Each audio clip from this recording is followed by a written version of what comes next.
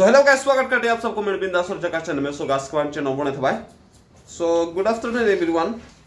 दायो समा जाबाय 3:30 आरोना। ओमफ्राय दिनै जों गुवाहाटीयाव दङ बोराय बुरै जाहानि। दासो डिउटि खालामनानै दुगैनानै फ्रेश जाना ओंखाम जाखाना माने गामिनि सासे मानसि थाफायो बेयावहाय बेलटलायावहा आदा बायदियानो जायो। ओमफ्राय बिस्रानाव बार्थडे पार्टि गोन आरो फिसाजोनि बार्थडे। ओमफ्राय जोंखौ इनभाइट खालामदो दायो। ओमफ्राय जों लेट जाबाय अलरेडि। बेयावहा प्रग्रामा खैथाव मिथिया। ओंखाम संखाबायना आंखौ ब्लग लानो होनाय खिन्थु आं ब्लगखौ रुमनिफ्रायनो स्टार्ट खालामबाय। आं गुबुननि मबाइलजों लानानै दिन्थिनो होबाय आरो भिडिअखौ उनावहा मोनसे मोननै ओंखाम संनायखौ दा उनाव देखायहैसिगोन आङो क्लिप्सखौ मोनबाला। दायो बोराय बुरै थांसै बेग लायै हिन्जावफोर बाथाय नायलाय देलायनायावनो टाइम लायो दोहैनो ओंखारदों नाय जायासै आरो मा लादों। बे जाबाय गुवाहाटीनि नुथाय। दायो समा 3:30 रिंगा जाबाय नै। जोङो बिशालाव थांगासिनो आरोना गिफ्ट लांनो कारने। ओमफ्राय नै बेयावहा मोनसे राउन्ड दङ सार्कोल। ओमफ्राय बैयो एसेम्बलि आसाम एसेम्बलि। ओमफ्राय दायो इलेक्सननि बिराद माबा आरोना गाबोन दरंआवबो इलेक्सन दङ ना। ओमफ्राय नै गुवाहाटीयावबो बिराद इलेक्सननि डिउटि आइले आसाम लेजिस्लेटिभ अफिस एसेम्बलि। ओमफ्राय बे खाथियावनो मोनसे स्टेट बेंक दङ। स्टेट बेंक खाथियाव बिशाल गोदान दङ आरो बेयाव हाबहैनोसै जोङो माल लानानै। बे सुपार मार्केटावहा बास गाखोना बेलटला थांगासिनो जों। बोराय बुरै गुवाहाटीयाव थाबायनायनि मुजेन बेलेग नुवाखै एकदम जिं जिङाव थाबायदो आरोना जों दायो थांगासिनो। गोबाव जाबायमोन जों थाबायजा गुवाहाटीयाव दिनैसो गोबाव बोथोरा। ओमफ्राय अखा हागोन बायदि खालामदो मोनथिया हागोन ना हायाखै। अब्लाबो साथा लाखाबाय जोङो। गरम मोनदों ओरैबायदि गरममोन। ओमफ्राय ओरैबायदि दसे बार हायबाय ओमफ्राय बोथोरा सोलायनानै दायो नै जों थांगासिनो दायो। नायलांबाय था बार्थडेखौ देखायगासिनो। गुवाहाटीनि बार्थडेफोरा माबायदि जायो। गामिनियाथ' गिर्जा जायो मा जायो मोनथिया दायो। जोंनो गिर्जा खालामनोसै प्रार्थना खालामना गारबोनोसै ना। ओमफ्राय बिशालखौ खाथि होनना लाना हायदो आरोना जि गोजान थाबायबाय बिशालखौ। दासो मोनफैदो जों बिशालावनो नै। बे जाबाय बिशाल। जों बेयावनो माबा मोनसे नायनोसै गथ' फिसानि बार्थडेनि। जों दायो लिफ्टजों थांनो नामायदो आरोना नै जोङो नायजेनबाय गथ' फिसा नालाय उन्दै गथ' फिसानि ड्रेसनि फ्रक नायदो सासे। टि सार्ट लाबाबो जागोन गुवाहाटीयाव गरमसो जायो। स्पर्टिं माबा मोनसे नै नायनोबाय थादो सासे।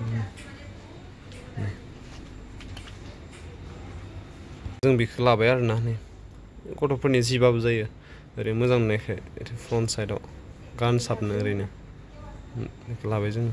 दे आरो मा नायबावगोन। जों लाबाय दायो एक्जिटथिं थांगासिनो। ओमफ्राय दायो बास गाखोनांसिगोन थाबायलांनांसिगोन ससे गोजान आरोबाव। बेयाव मोजां बुस्थु मोनो आरो बेयावहा खिन्थु खमावनो मोनो आरो। बै गणेशगुरिना बेसे बाहाय प्राइजआबो बारा ओमफ्राय मोजां बुस्थुखौ मोनबाङा। बेयाव मानसिबो बारा जाबाङा फ्रि आराम। ओमफ्राय माला मोजां दङ खिन्थु। ससे हायबाय आरोना थाबायना ससे थांबावनांगौ थाबायनानै। ओमफ्राय जों बे दखानाव बिस्कुट लादों मोनसे नै गथ'फोर दंना बिस्कुट माने चिप्स आंकोल चिप्स लादों नामायदो। ओमफ्राय इथिं ससे थांबाय थाबा मोनसिगोन आरो 500 मिटार खिथिदो। थाबायगासिनो ओमफ्राय मोनहैगवाखै ससे दोंखौ। जोङो गारि लाना हायनो बाबा हागौमोन खिन्थु लाबासै आरोना टाउनाव फरायबाला थाबायनायनो होननानै बेसेबां गोजान 1 किल'मिटार खिथिना ओमफ्राय ससे थांबावबानो मोनसिगोन जोङो दायो।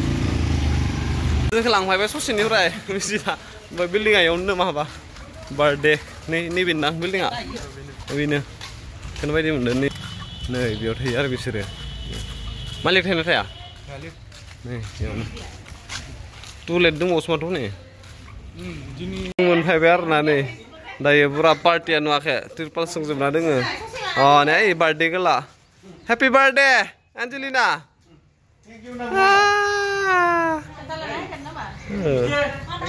रान्धोनिया बियो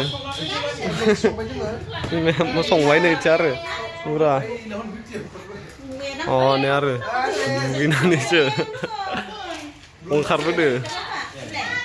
बे बार्थडे गला नैबे हेपि बार्थडे एन्जेलिना बार्थडे। ओमफ्राय नैबे आरो सासे आलासि जाफैदो काखि टाटाखौ नोङो ओइ बिस्कुटखौलाय मोनसे बेखौ जादों ना आगे गाबोनो खोवा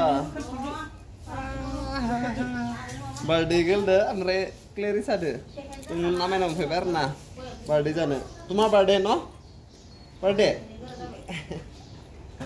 बे ससे भिडिअआ जाबाय आं सहैगुयियाव लानाय बेलेगखौ लानो होनाय भिडिअ बिनि क्लिप्स।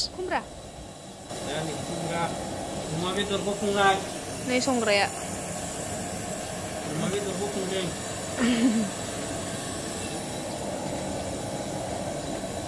Iyaw na tomato oमफ्राय बेसर बेगर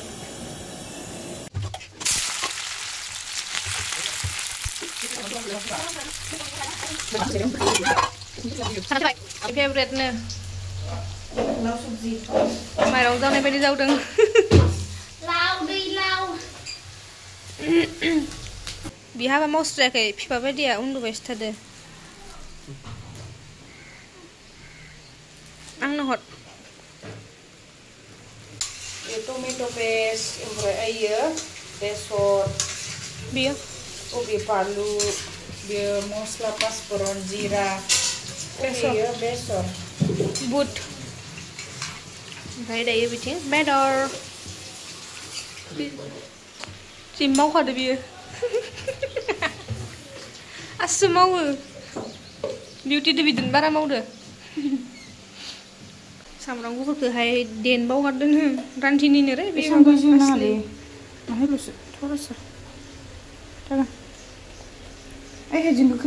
खनथाम देबानो गिलिगोन देलाय 1 2 3 जाबाय हालदै होखांनानै एवनायखौ खिन्थिलाबाय दाथ' गुफुरसो नुदोंना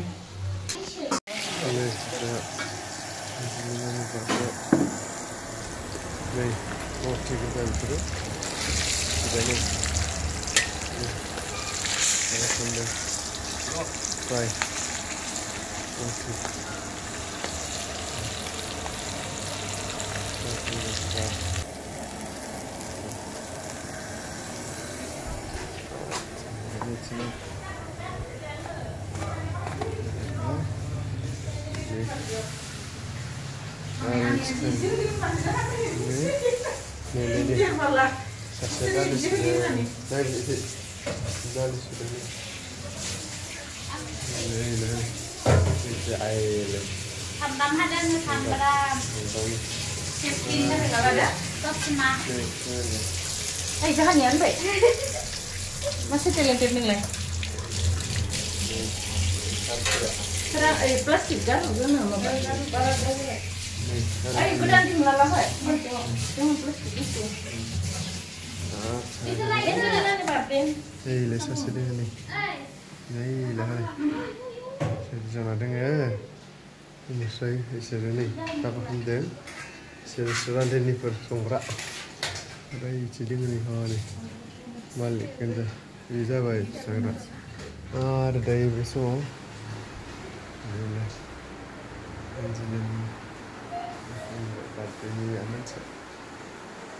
दायो बार्थडेनि इसोरो गिफ्ट नायबाय थादों आरो ना ओमफ्राय मोनसे लाबाय आरो मोनसे लायबावनाय बोदों नै दुकानाव हापुरा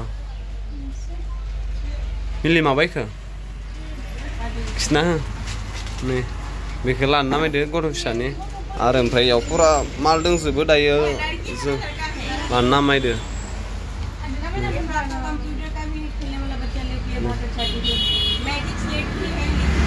पुरा इयावनो लाबाय आरो खोरा जोंनो इखौ खिथिनाय बेबो खिथिनाय ओमफ्राय जों बेखौ लायखानायखौ पसन्द जाबाय आरो 150 होनदों ओमफ्राय बाहाय साय माबा जागोन नां बायथिबो दंजोबो नै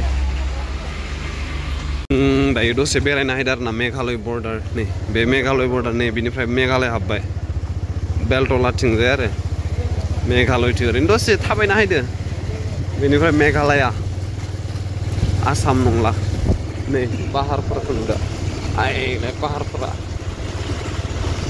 वेलकाम टु मेघालया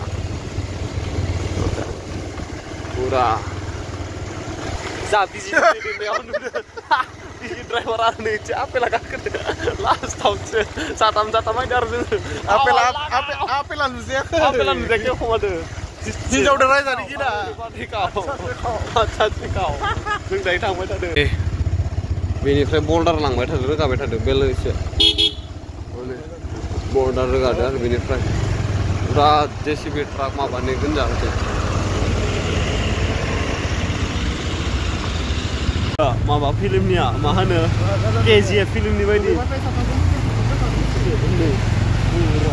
आरो इथिंबो जि नै बल्डार गोनजा बल्डार ब्लक बारखौ जावख्लायबाय थादो आरो ना मेघालया बर्डारनि बिदिनो पुरा जावख्लायबाय थादो जों ससे थांबावनोसै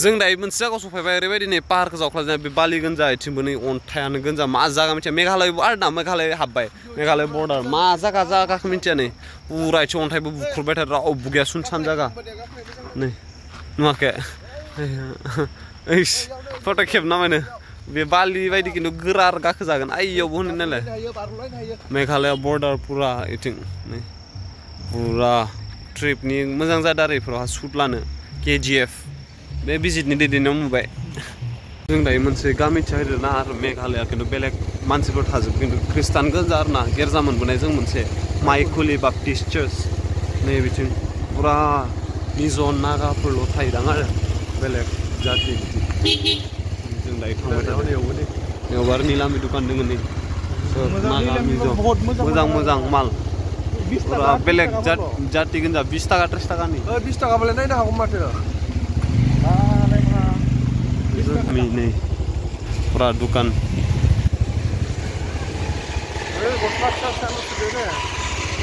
नै बेलेग जाति गोजा नागा मिजो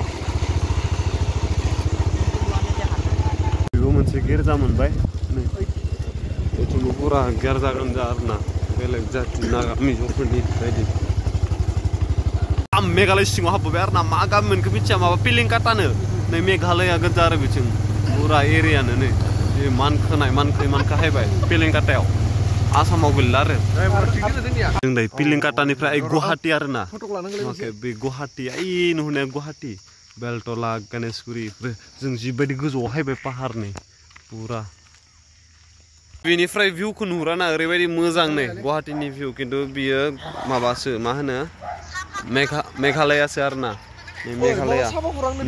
मेघालया बेनिफ्राय नै नुवाखै पुरा मेघालया नुहुरदों नै जि बरिया जों दायो थांनानै सफैफिनबाय आरो ना नै बिसोर जि गेलेदों बार्थडे गेला नै एन्जेलिना नै क्लेरिसा मा बिलाय हरदो दैया लाबो आंबो लाबो नै ओमफ्राय जोङो लाहार फाहार खालामदों बार्थडेनि थाखाय नै बेवहा नै बार्थडेनि थाखाय लाहार फाहार बार्थडेया जासिगोन आरो ना ओमफ्राय बिथिं नै संनाय खुरनाय मा बनायदों माइनाव मा फोरखो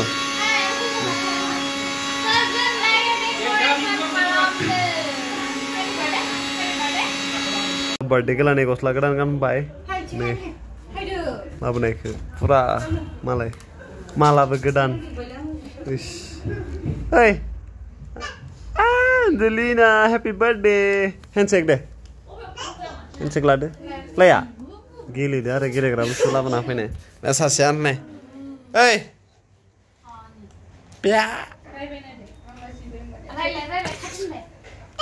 आंखौ होनदों आइखौ होन दादिखौ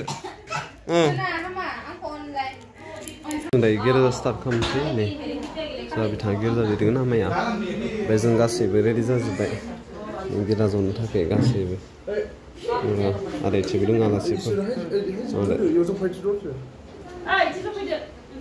गासैबो जोंहा गिर्जाया जाजेनबाय ओमफ्राय एनसिफोरबो दङ आरोना जोंहा गिर्जाफोर लिरबाय थादों जोंहा आमाया अनला बाइबेलफोर होखांबाय बार्थडेनि ओमफ्राय इथिं आरो माइनावदो जोंहा सासे बायदेवदो खामावसो लागातार मैगं संनायाव दाबो जायाखैनो सालाद ओरै बनायना दोनदों जों दायो केक हानो नागिरबाय नै बाइबेल सिरि फरायनानै केक हाबाय ओमफ्राय जों दा जोबनायाव दा आर'ज खालामसिगोन जा एनसिबो दंफैयोना गुबुन फोथायारि जों दायो दे केक हानो जागोन र' दुगानो नै दे सिफुंनो होदो दे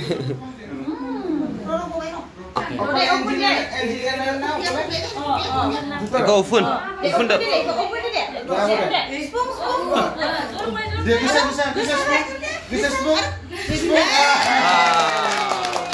Happy birthday to you. Happy birthday to you. Happy birthday to dear Angelina. Happy birthday to you. you. May good God bless you. May good God bless dear Angelina. Happy birthday to you. Deh, kasihkan. Cake khung mấy đây á. Dùng đây pratna khamsi.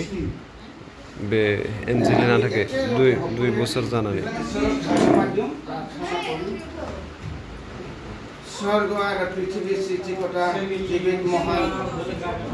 Iza bedora संखाबायमोन गरम खामबाय थादो ओमफ्राय रानदिनखौ नायनो नै hit बेंगलराव बेखौ सोलोंना नायनो नै संबाय जा अमा बेदर ओमफ्राय संबाय जा बार्थडे सेलेब्रेसना जोब्बाय आरोना दायो ओंखाम जानोसै बे अमा बेदर आरो इथिं आइटेम दोङो बियो दाउ बेदर ना सरि ना पिलिंकाटा नासो पिलिंकाटा दाउखायाव संदो बे आरो जोंखौ पिलिंकाटाव बेरायनो लानाय बे हिट पिलिंकाटा ना दालि दोङो नै बेदराबो जाबाय ओमफ्राय बोथोरा बेलेग खामबाय आरोना जाहा रुमाव थांफिननांगौ दायो प्राय 8टायानो जाबाय ओमफ्राय नामा जानानै थांसै फट' खेबना नायदों भिडिअ नायलाय बोरावलायसो आरो गस्लाबो नायनो नै भिडिअ ओइ खामा दे बिफायानो आरो फिसाजोखौ नै जानाया जागायजेनबाय नै बिथिं पुरा स्टार्ट खालामजेनबाय आरो नै आलासिफोरनो होजेनबाय जोङो नै बिथिं बेदर राननाय ओइथिं सानैया हनै मेना सानै आरो इसोरो बिमायाबो मेंबायदां नै हेल' गाइस दायो नै जों जाबाय फेमिलिनो रानग्रा हौवा हिन्जाव रानदोंमोन रानदोंनो रानग्राफ्रा जाबाय अमा बेदर लाब्रा आथियार गासिबो दोङो जों दायो जाखांबाय ओमफ्राय दायो थांनो लाहार फाहार खालामबाय आरोना हरबो जाबाय नै टाइमा नायलाय गोदा जाखानाय टाइमानो 9:29 जाबाय ओमफ्राय जाहा 10 गेट मारिथ' आधा घन्टा लागोन बेनिफ्राय थांसै केब खालामनानै So thank you for watching the vlog till the end. Next vlog लोगो मोनगोन दायो जों थांसै. Till then stay safe. Bye bye. Good night.